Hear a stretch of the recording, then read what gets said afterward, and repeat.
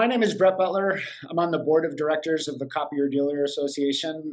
We're really a peer group of about 60 copier dealers, representing an annual revenue of 1.6 billion. And I'm in charge of the CFO group, and I sponsor an event once a year to all the CFOs that manage those organizations. So crazy story. So I was walking through an airport and I saw this book with Chuck Taylor's up on the desk, and it was a Millennial Myth. And I'm a pretty hard-headed, stubborn kind of person, and I'm like, this is no myth. This is reality. I'm going to kind of flip through this book and see if they can change my mind. And I was so engrossed in the book because it truly just changed my mind about millennials. And I realized it's not their challenge that they have the stereotype. It's my opportunity to try to, provide that feedback to them so that we can work together. So I was so engrossed in the book, and I've got that addictive personality that I read it cover to cover.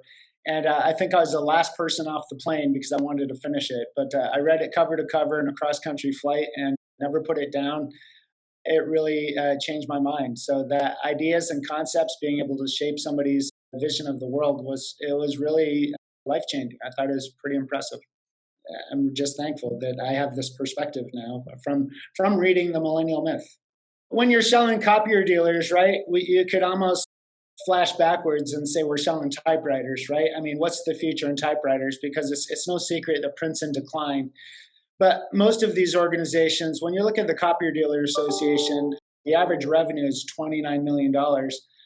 So they're pretty significant organization. It only makes sense that we go upstream and go from transactional selling to more transformational services business, which is where the future is going, right? People are kind of done buying things transactionally, and they want a transformational services business.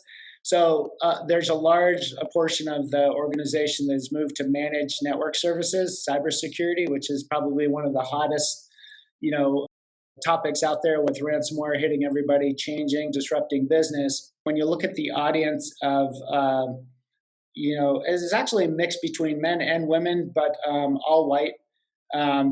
So when you look at the diversity of the group, it wasn't big cross sections. One of the big eye openers for a lot of people discussing the event afterwards is thinking about that traditional organization chart inside of most companies. It's very hierarchy, where it's very militaristic, versus the future generation is more about content contribution, right? So, and that's kind of the future of work, right? It's not like being on the assembly line that if you come in early and stay late, you can make one more Model T.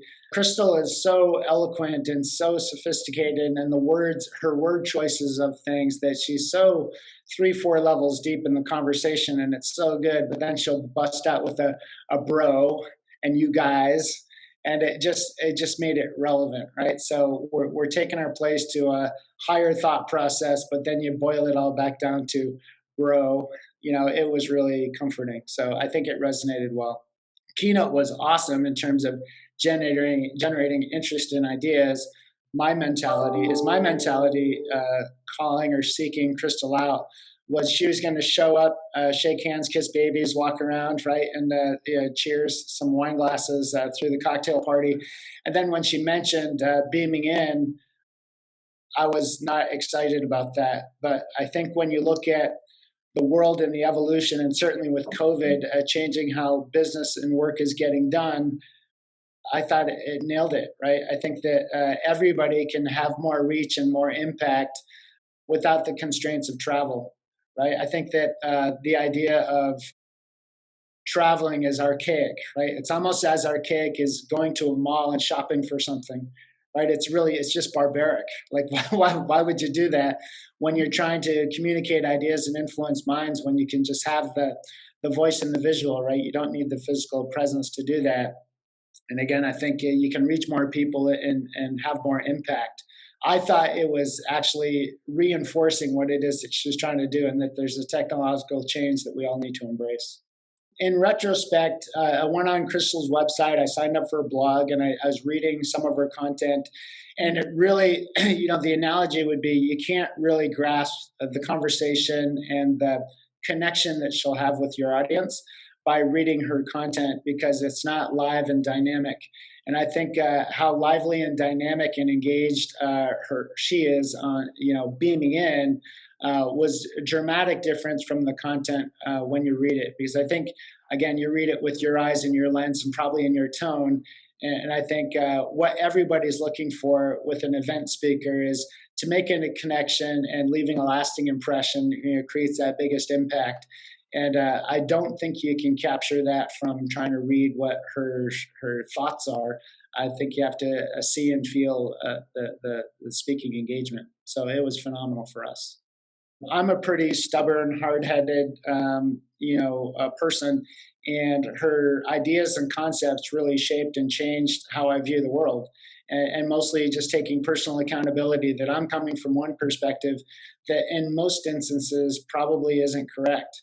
And I'm thirsty for the world to tell me, well, how do you see it, and how do we gain a common understanding?